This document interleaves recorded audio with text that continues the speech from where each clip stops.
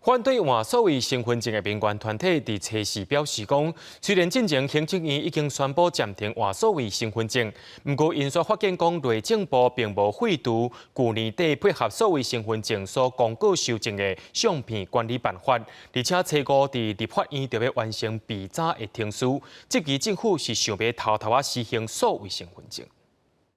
所谓身份证的推动，因为真侪反对的声音，行政院伫年初宣布暂停执行。不过民间团体即阵仔发现，初五立法院就要对进前内政部公告修正的国民身份证甲户口名簿继续制发相片影像档建置管理办法进行审查，即期敢是要偷偷见到法案。如果这个备查没有转审查的话，它就会生效。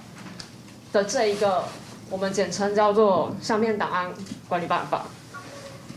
那这个办法它其实涉及了晶片分区及储存的内容。民间团体烦恼讲，相片法的部分条文，因为牵涉到换发身份证的标准，内政部拢还未提出修正，嘛无经过立委的审查，就想要通过法案，唔知是有啥物暗算。针对这件代志，内政部是表示，行政院今年初决定暂停实施所谓身份证进程，因就伫去年底将相片法送到立法院，即马只是照流程咧行。行政院只是那个专法要制定之前我们就已经做修正发布。对本身的那个办法它并没有定施行日期，所以说它的整个修正条文都还没有生效。内政部表示，一定会遵照行政院的指示，建议专法，再来考虑稍后的推动。立法院民进党团书记长罗致政嘛表示，既然政策已经来暂停，立法院就袂过再处理。